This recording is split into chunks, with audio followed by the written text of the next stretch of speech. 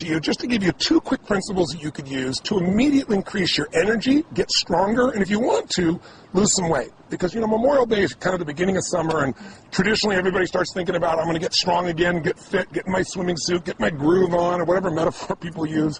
So we want to give you these 2 principles because, A, they don't really take any willpower. That's the best part. B, they're scientifically proven, and C, really something you can do immediately to see an increase. And if you want to know more, we have our health program somewhere around this video, or you can come to a live seminar, but we don't want to wait. We want to give you something right now that can make a difference for you.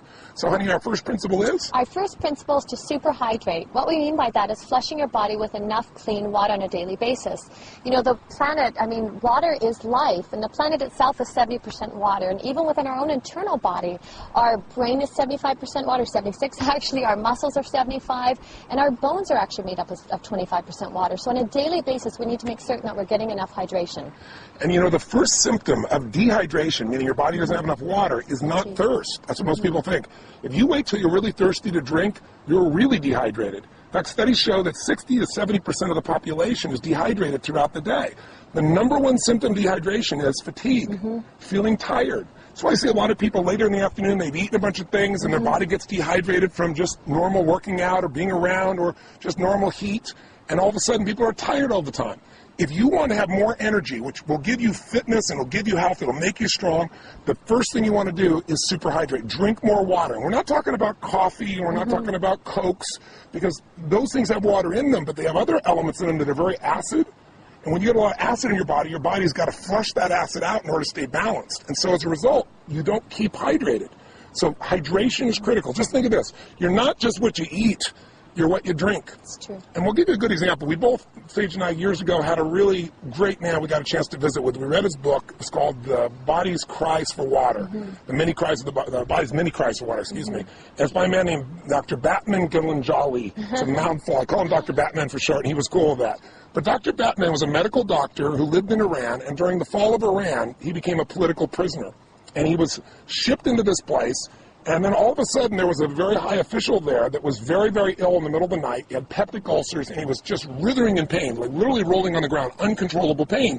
But they have no medication there because they didn't care about the prisoners. So they, under the threat of his life, they said, fix him. So he began to think, well, his body is very acidic. I'll flush his body with water. That's all I have. I don't have any medicines to do this with. So he began a regimen of drinking this water on this hourly basis and flushing this man. And within literally 2 hours, the man was completely out of pain. And he was blown away within 24 hours. He'd never seen anything like this with any medicine he'd ever applied. So he became fascinated since he was stuck in prison. They let him set up this little area, and he treated for 3 years more than 3,000 people with heart problems, high blood pressure, peptic ulcers, all just with water. So even though it's such a simple thing we take for granted, it's the most important thing in the world. And I'll tell you one other quick point. If you want to lose weight, this is counterintuitive. Drink more water, because what most people do, they don't want to, they don't want to drink water because they think, oh, I'm going to get bloated. But in fact, when you don't give your body enough water, what the body does is it holds on to the water you have, and as a result of that, you retain water. When the body sees you're giving it enough hydration, it'll let go of that excess water, and you'll actually see weight loss. So it's super important. You want to superhydrate. So now what does that mean? You want to share with them the principle? Yes, of course. The superhydration, what we mean by that is you need to, as a minimum, drink half your body weight in ounces. So myself, I'm about 140 pounds. So if you split that in half, that would be 70 ounces a day. And that's just as a minimum. And, I'll share one of my own experiences as well. It's rarely I get a headache, but if I ever do, instead of, so many people will go to grab Tylenol or grab aspirin, I know I'm dehydrated. And I'll drink a full thing of water, and instantly that headache's gone. When we say superhydrate, we mean like drink a large thing of water. Most people, drink some water and they go like this, they sip and this much water's gone. They go, I have some water. You really got to retrain your body, because our modern world has trained us to think of water as being, again, that Coke, that coffee, and it's not the same thing, okay? So here's our second quick principle. If you, again, focus here is energy, because energy is life. That's going to get you out there working out. If you're tired, you have a hard time getting yourself to do that. It'll change your mind. It'll change your emotions. So water's number one. So number two is very much related, and that is go green. And what we mean by that is you want to have 70% of your diet be water-rich foods. That'll help you to alkalize. You want to explain what that means? Definitely, and when he's saying water-rich foods, he means living foods, so green veggies and plants and so forth. If this was your dinner plate like so, and if my hand was a piece of, say, you know, chicken or fish or something free range, the rest of your plate should be green salad and veggies, raw and live and living, so it helps to neutralize. Salads and green veggies, they're high in chlorophyll, they're high in minerals, and the amino acids that your body needs in order to neutralize some of these acids that Tony's been talking about. A simple way of thinking about it is if you want to be alive, eat live foods. Absolutely. I mean, the more things that are dead that you're eating, the more difficult it is for your body to stay, you know, in balance. And when you think about it, you might say, well, I'm going to have a steak or I'm going to have fish or anything like that. That's very concentrated. It's not much water that's in there. But if you had a piece of watermelon, obviously that's different. If you're having pasta or bread, there's not much water in there. And water is the solvent of life. Water detoxifies our system. So you can't just drink water, because then what will happen is you probably read about people saying, oh, don't drink too much water or you'll put an imbalance in your body. Well, that imbalance is because you lose the alkalinity of your body. You lose sodium, you lose magnesium, you lose a variety of chemistry that's there. So we really teach people how to alkalize. And when you drink green drinks or eat green foods, you're getting these natural alkaline components. What do we mean by that, to keep it simple? Think of it this way. There is a chemistry to energy. The body has a very, very sensitive alkaline-acid balance. You don't have to understand all the details of it, but just like your body has to maintain, you know, a temperature that's within a very short range, or you lose your health, the same thing is true with acid-alkaline. Our body's slightly alkaline. So what you want to do is make sure that you keep your body alkaline, because most of our lifestyle is acid. Can you give some examples of how that is? Definitely. And what Tony's talking about, if you think of acid rain just alone in the environment and what that does to pollute the environment, so you think of that internally within your own body. If we're putting acids, whether that's coffee or sodas, my gosh, we just read a statistic the other day, the average American consumes 150 pounds of sugar in the body, and that just, I mean, erodes the body. It strips the body of the natural minerals that it needs in order to neutralize these acids.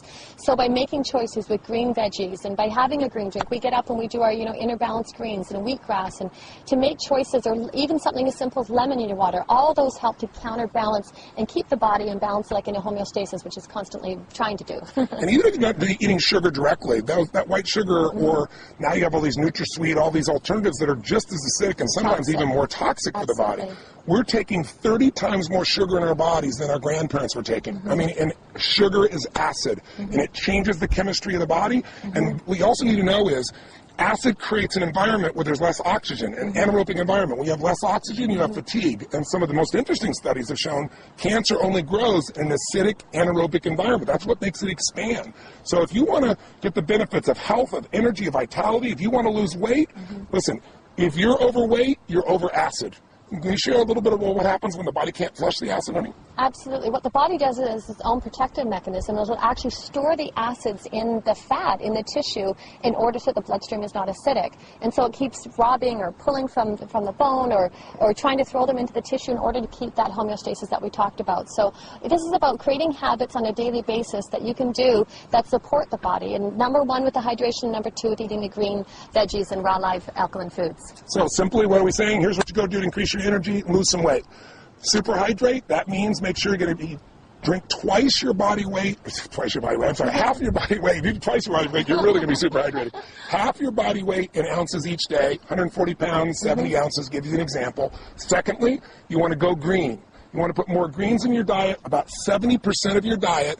Make sure it's water-rich, alive foods. Have whatever you want and do that component. Now, before I met my girl, I mentioned in the other video, I was crazy. I didn't have chocolate for 24 years. You know, I didn't do ice cream, anything like that. And she kind of balanced me out with a principle that has made my life a lot happier, and you will like it as well, because you might say, oh, am I doing this perfect? Am I doing this right? And that's the principle of zigging and zagging. I don't know if I balanced him, but I suppose I corrupted him a tad.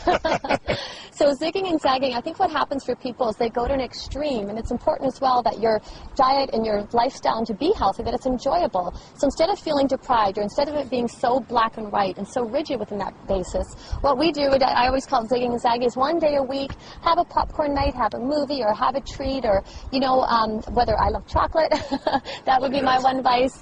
So to not making it so right and wrong, but remember, it's what you do on a daily basis that shapes your health. So if on a daily basis you're conscious of how much you're consuming with water, and also how much you're eating with raw live veggies that are alkalizing, to have a treat now and again serves. So that's our zigging and zagging principle. And sometimes, you know, it's not our day. You know, that gives us is 4 days a month that we can go off. There's not our day, but we have a craving. We go by something when we see the ice cream shop. What's the one that we'd love to go stop to? Cold Stone. Cold Stone. We're Cold Stone addicts at times. But what we'll do is, if it's not our zag day, we might go, okay, we're going to have 2 bites, which usually turns into 4, maximum of 6, but just a couple bites. And what happens is you don't feel like you're depriving yourself, and so you're not having to do that swinging the pendulum from one extreme to the other. I thank my girl for that. She really put that balance in my life. And you can enjoy food for celebration as well. So super hydrate, go green, 70% water, alive foods. Give yourself the ability to zag and have some fun. We hope these 3 principles make a difference, make you a better Memorial Day, give you some health.